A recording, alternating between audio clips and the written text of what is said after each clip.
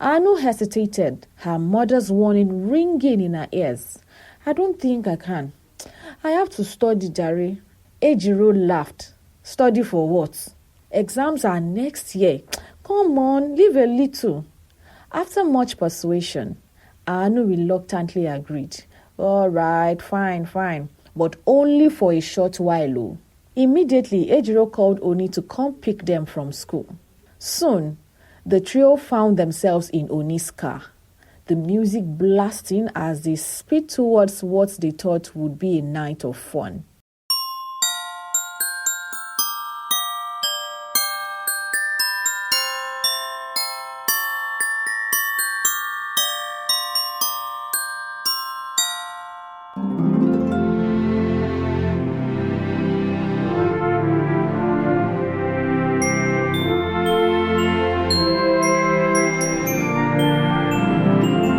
The sun rose over the quiet village of Agbariko, casting long shadows over the brown earth. Mama Akonke knelt on her mat, her hands clasped together as she prayed. Her voice rose and fell like the rhythm of a village drum, filling the small compound with an air of urgency. Aanu, she called sharply to her only daughter, who was in her final year at the Polytechnic in a nearby village. Come here quickly and pray with me. Aanu shuffled out of her room, tying her wrapper firmly as she joined her mother on the mat. After the prayers, Mama Akonke's gaze turned stern, her eyes looking at her daughter's own. Listen to me, she began. Her voice sounds so firm.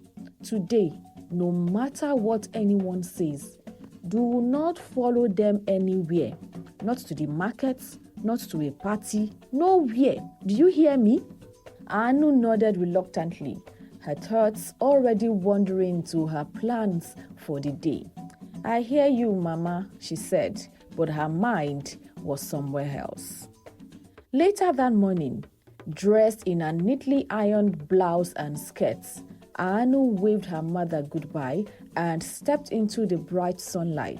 Her steps were light as she walked towards the motor park, heading back to school. At the poly, she met her two best friends, Ejiro and Kelechi. Both girls were lively and vibrant, their colorful clothes making them stand out among the crowd. Aanu, you look like you are heading to church, Ejiro teased. Leave her alone, no, Kelechi said with a laugh. She is our village saint. Aanu rolled her eyes but smiled. The three girls chatted jokingly until Kelechi's eyes sparkled mischievously. Classes are cancelled until next year. Don't let us waste the day, oh. There's a party at Oni's place. Small, oh, nothing too serious. Come with us now, Aanu. Aanu hesitated, her mother's warning ringing in her ears. I don't think I can. I have to study, Jare. Ejiro laughed. Study for what? Exams are next year. Come on, leave a little. After much persuasion, Aanu reluctantly agreed.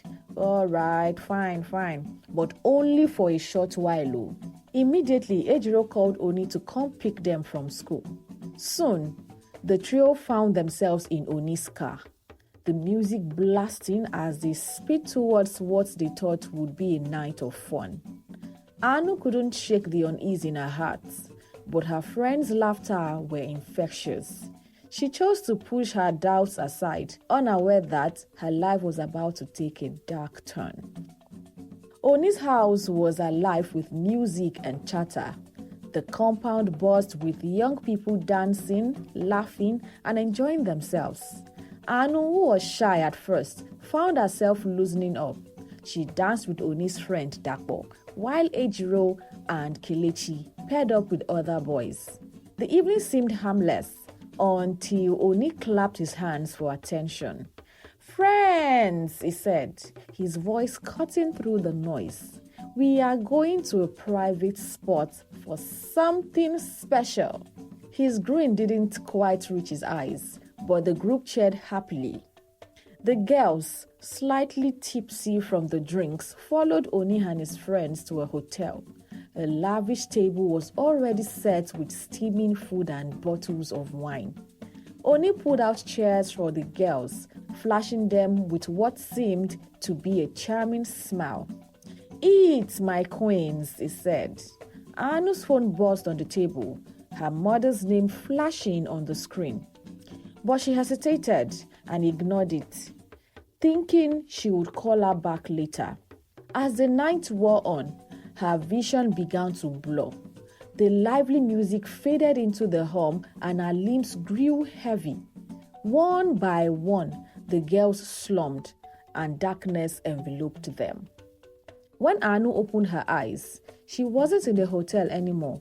The air was cold and damp, the room dimly lit by a flickering candle.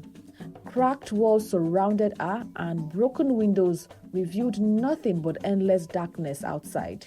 Her hands and legs were bound with thick ropes. She turned her head to see Ejiro and Kelechi beside her, still unconscious. In front of them stood Oni, Dapo, and another boy.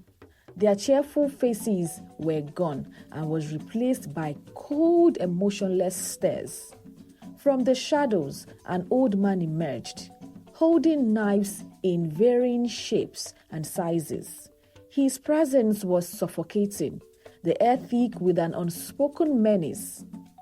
"Do not shout," Oni warned, his voice low and threatening. The old man's voice was calm but chilling. "Pick a knife," he commanded, holding the gleaming blades towards the girls. Aanu's heart pounded as she realized they were trapped in a ritual. If you watched this far, it means you're enjoying this story. Thank you very much. For my returning subscribers, I see you and appreciate the love and support you show this channel. But if you're new here, kindly like and subscribe. Also, hit the notification bell below to get notified each time there's a new story. Thank you. All right, let's get back to our story. Tears streamed down her face as she whispered, "Why didn't I listen to my mother?" Soon, Aanu started struggling against her burdens, her body trembling with fear and regret.